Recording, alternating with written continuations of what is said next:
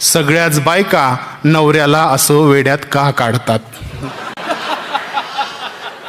जे बायको सोबत आलेले आहेत ते इतकं बोलूनही शांत बसले आणि जे एकटे आले ते खळखळून हसले.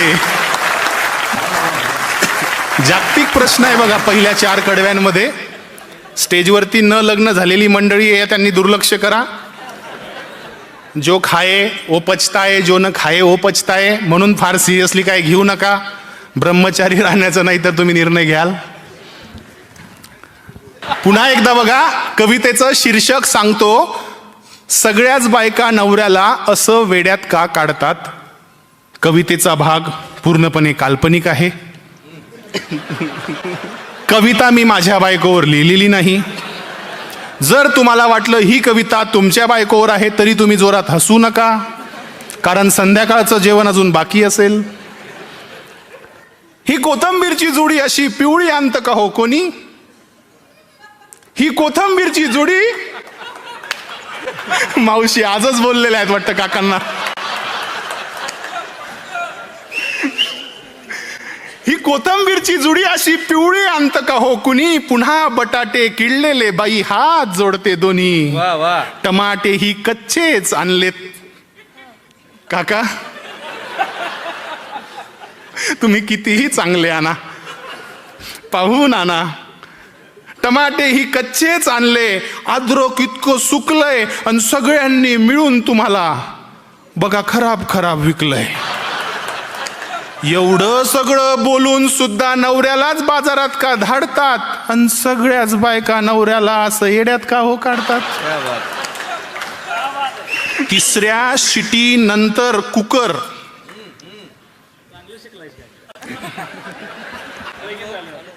विश्वास पाटलांचं लग्न झालंय ठीक आहे, पण राऊत साहेब का हो हो करताय. 3ऱ्या शिटी नंतरही कुकर मिनिटभर बंद करायचा राहिला तर दिवसभर भांडणासाठी तोच मुद्दा असतो पहिला. मग खारट तुरट सगळं विसरायचं, भांडेही घासायचे मिळून. मग खारट तुरट सगळं विसरायचं, भांडेही घासायचे मिळून. जे येईल ताटात गपगुमान घ्यायचं गिळून. मग आपल्याच हातानं चहा, आपल्याच हातानं कॉफी, वर झोपायला जाताना गपगुमान मागायची माफी. तरी भांडण संपत नाहीत, त्या थोडं थोडं रडतात आणि सगळ्याच बायका नवऱ्याला असं येड्यात का हो काढतात. बघा मी म्हटलं होतं ना, हळूहळू असायला लागलेत आता. लगेच वहिनींनी शेजारून सांगितलं असेल, सगळ्यांसमोर असं गपचूप नका बोलो, हसायचं नाही. तुमच्या भावना समजू शकतो. जागतिक प्रश्न पुन्हा एकदा. सल्ला म्हणा हवं तर लग्न न झालेल्यांसाठी. ही साडी चांगली का ती साडी चांगली, या प्रश्नानं गोंधळून नाही जायचं रोहित. ही साडी चांगली का ती साडी चांगली, या प्रश्नाने गोंधळून नाही जायचं. आणि तुला सगळेच रंग छान दिसतात असं ठोकून द्यायचं. क्या बात आहे, वा वा वा. तिच्या YouTube वरून केलेल्या पदार्थांना बिलकुल ठेवायचं नाही नाव.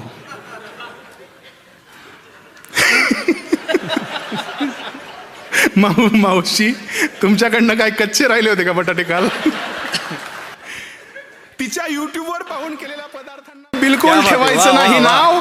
ती मागत नसली तरी रोज द्यायचा थोडा थोडा भाव.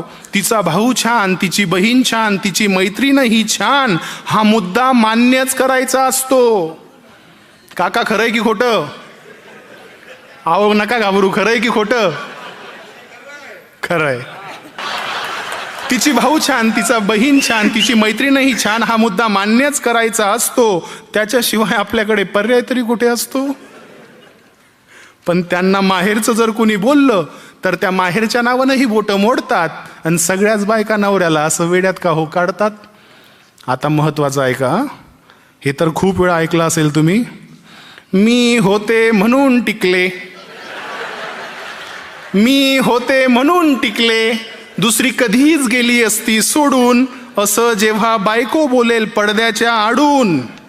मी होते म्हणून टिकले, असं बायको दुसरी गेली असती सोडून, असं बायको जेव्हा बोलेल तुम्हाला पडद्याच्या आडून, तेव्हा एक लांब श्वास घेत घेत तेव्हा एक लांब श्वास घेत घेत काहीच नाही करायचं. सगळेच नवरे धरतात, तसंच मौन धरायचं. कारण तुम्ही बोललात तर भांडणाचं खापर मग त्या तुमच्यावरच फोडतात आणि सगळ्याच बायका नवऱ्याला असं वेड्यात का हो काढतात. आता ही झाली दुसऱ्यांच्या बायकांची कविता, काल्पनिक कविता. आता माझ्या बायकोवर लिहिलेली पुढच्या कडवं मी तिच्यासाठी लिहिलंय ती खरी खरी कविता. ही झाली गंमत जम्मत.